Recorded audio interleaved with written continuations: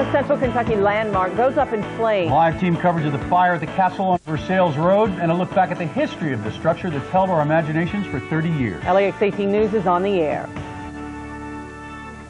Now, from WLEX, with coverage you can count on, this is LEX-18 News at 11.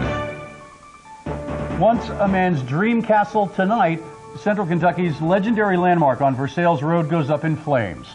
That's tonight's LEX-18 big story at 11.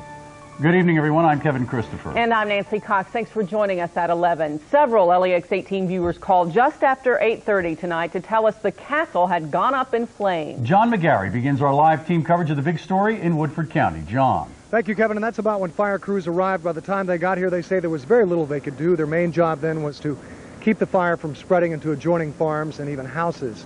More on that in a moment. We can tell you, first of all, that there are no fire personnel or anybody else, for that matter, injured. We hear that the work concluded tonight at 7 o'clock. There's been a lot of renovations going on in the past several months. But how ironic that it would appear at this point that only the oldest part of the castle will survive, as we see in tonight's LEX-18 Big Story at 11. 35 years after developer Rex Martin began building the castle that would be his home, new owner Thomas R. Post can only wonder what might have been. Congressman Ben Chandler grew up and lives nearby. I just live about a half mile down the road. I saw the smoke. I saw the smoke and debris falling into my yard, and I didn't know what it was. I didn't know what was burning, and my sons and daughter and I got in the car and we came to look at it, and it was a castle.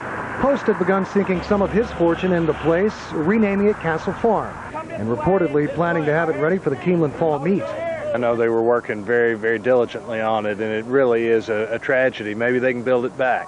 Perhaps so. In the early 1970s, Martin proved if you build it, they will come, even if only to slow down a little while passing on US 60. Of course, very few people have actually been inside the castle. That's one of the reasons it has so many secrets. A lot of people came by tonight to watch it go down, and here to talk about that is Angelica St. John. Thanks, Don. In fact, hundreds of people were out here tonight. There were crowds of people, but surprisingly it was silent, as people's faces were very solemn, even a few tears, as they watched the castle burn. The castle has been the stuff of dreams and fantasies for Woodford County.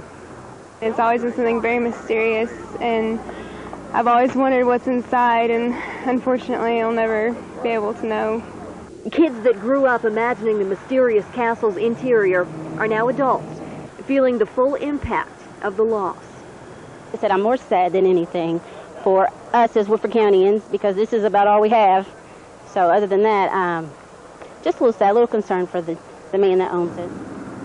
A man these crowds of folks never knew, but his castle has become a part of history and a part of their lives.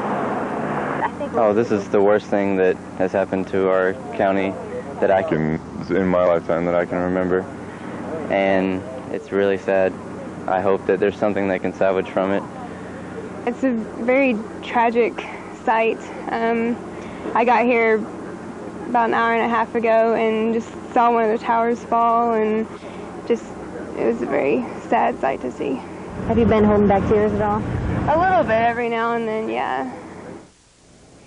Many people ask where someone was during a certain point in history, Kennedy's assassination, things like that. But here in Woodford County, I'm certain that many people will refer to the night the castle burned and remember exactly what they were doing.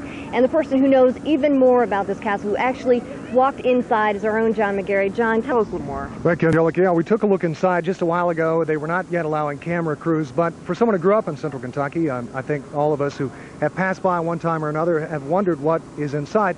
We may never know, because so much was going on when developer Thomas R. Post bought it last year. He began putting a lot of money into it, perhaps to get it ready by the Keeneland Fall meet, as we said earlier. A couple of years ago, we began working on a story about the castle to find out what was inside, why it was built, why it was never finished. We call that piece The Secrets of the Castle.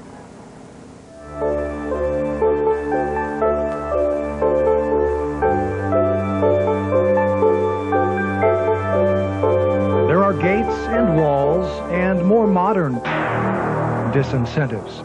But what are they guarding, and why? The mythical beasts dotting the gates and spires of the Woodford County Castle are silent. So is developer Rex Martin, who's rarely spoken of the job he never finished. Only a few have been inside, and some of them, like former Sheriff Squirrel Carl, were chasing others. Some of them were boy and girlfriends were in there, kind of honeymooning or whatever. They'd be inside Lane Castle. No one knows how many frat pledges or amateur thrill seekers vaulted its walls, or how many will climb in their footsteps. It's an illegal proposition once made more difficult by, not Dragon, but Doberman. Former caretaker and county policeman Rick Mays lived in this mobile home on the castle backside. His large dog patrolled the inside and chased castle climbers at least once. He would let you come in, but he wouldn't let you leave.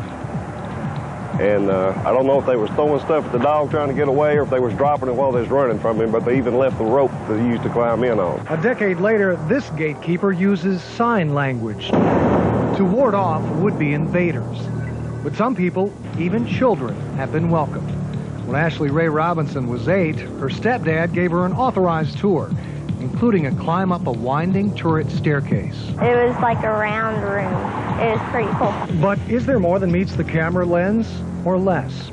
A view from above shows a large, unfinished house no one has ever lived in. No furniture or anything like that. It's just like being in a concrete building. Tell that to the lady who came to see the king in his castle. She believed that Elvis was actually in there, and she'd put up a shrine out front off of US 60 and had the picture and had streamers. And this was after the king's passing. The mystery has only deepened during Rex Martin's years of public silence, spawning rumors that EKU football player turned bionic man Lee Majors bought it.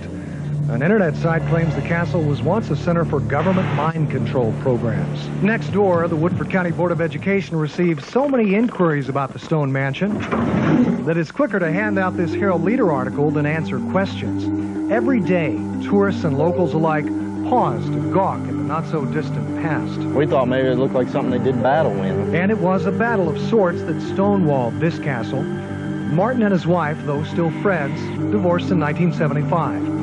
Rex Martin's castle would never be his home. All there has ever been is an empty house, a large yard, stone walls, and towers. So for those who've never been inside, there's this consolation from one who has. It's interesting to see. If you live there, you kind of get tired of looking at it, but... Now, who knows who or when someone will live there. Now, Rex Martin, of course, died last year. At that point, the castle was sold to Thomas R. Post, a developer and attorney in Miami Beach. He has not returned several of our calls. Perhaps he'll come to Kentucky tomorrow and end another one of the mysteries of the castle. We're covering the news live in Woodford County from LEX-18 Mobile Newsroom. Kevin and Nancy, back to you. All right, John McGary and Angelica St. John with team coverage of the big story tonight. As John said, Miami attorney Tom Post bought the castle for $1.8 million. He is in Florida tonight, and we're told he is devastated by the news. Yeah, and as John also pointed out, we were also told major renovations were going on inside the castle, and they hope to have everything finalized by late summer. They wanted to have it open for special events and fall Keeneland visitors. One of my first memories of Lexington is coming in on Versailles Road and seeing the castle when I was just a little girl. Certainly captured our attention. We'll stay with LEX 18 for more coverage beginning at 5 a.m. on LEX 18 News at sunrise.